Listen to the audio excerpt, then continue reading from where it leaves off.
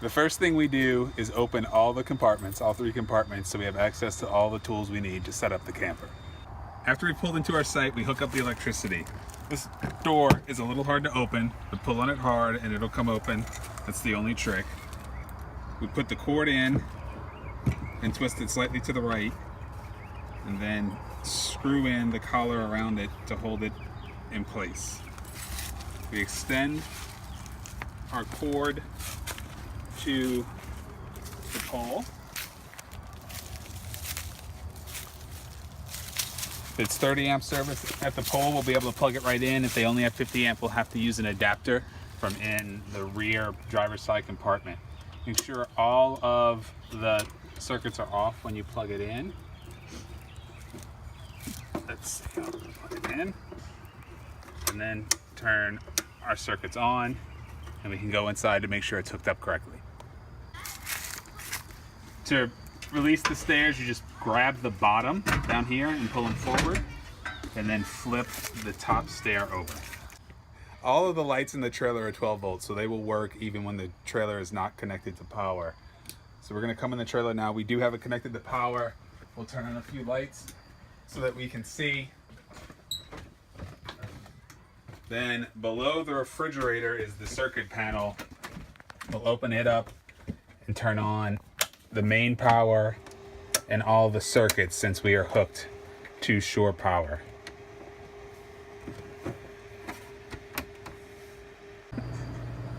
All right, the blue hose that you'll find in the rear driver's side compartment is the hose for your water. Remove the hose from the compartment, screw it into this city water connection. That's the lower of the 2 water connections that you find at the rear driver's side of the unit. Screw it in pretty tightly so that the O-ring sets, and then unwind the hose to your water connection.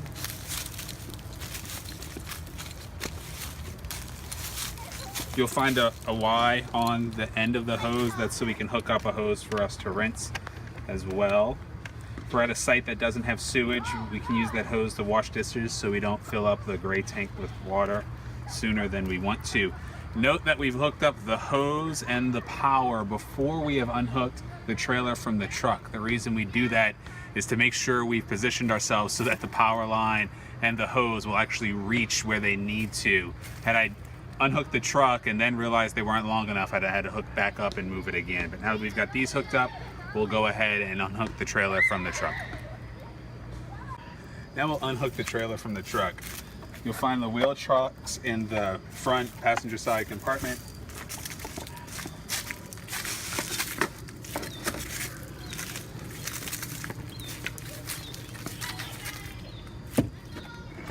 You'll also find the bar to remove the weight distribution bars from the hitch, as well as a block if you'd like to put that below the tongue jack so you don't have to lower it as far.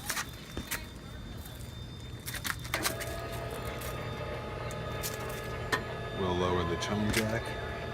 Maybe we'll do this in fast forward.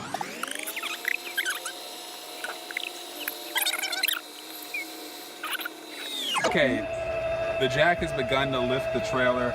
Note that we've kept the tongue hitched here. We're not going to release it because we're lifting the whole trailer and using the tongue to lift the truck to relieve tension on the weight distribution bars. And then we're going to take those off, then we'll lower the trailer back down.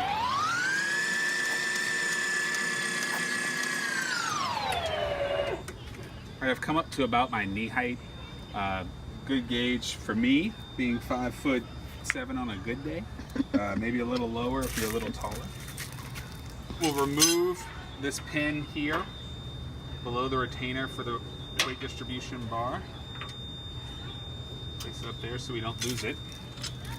We're going to place this notch over this pin here and use this bar to pry the weight distribution bar out. Try each side. If it doesn't start to come, we can yank on it a little.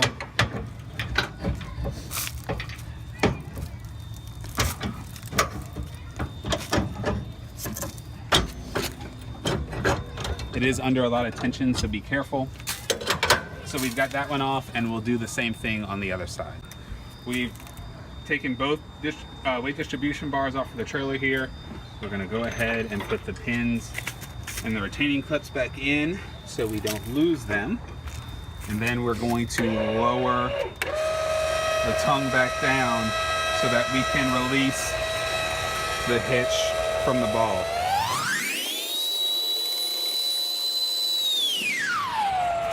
All right, it's down low enough to take the pressure off the ball. Remove the pin, release the hitch.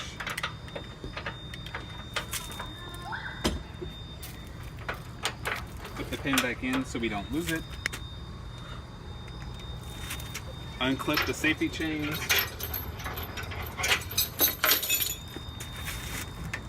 Remove the wiring harness from the truck.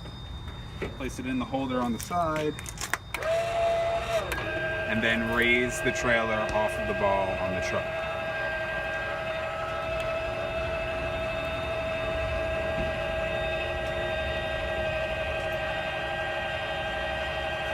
And now we'll pull the truck forward slightly so that we can level the trailer without the ball in the way.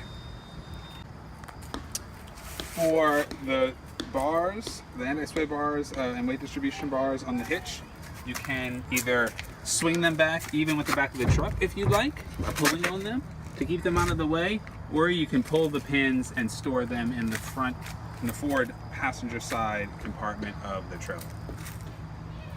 Level over the passenger side forward storage compartment to level the trailer by raising and lowering the tongue jack. So here we see that the front is a little high, so we will lower it or retract the tongue jack until it is level. You can have a partner watch that for you over there. In this case, my lovely camera woman. That's me. Will let me know when the bubble is between the two lines.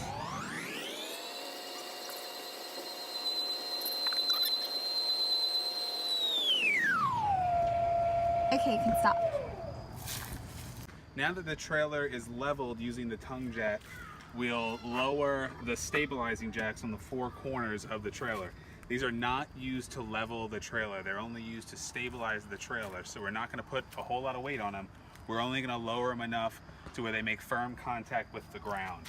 We can also use the wood blocks that we find in the forward passenger side compartment to make that contact a little more consistent so it's not rubbing on asphalt in this case. We've placed the block underneath. We slide the handle onto the stabilizer jacks and simply rotate it clockwise until it makes contact, maybe about a half a turn after contact.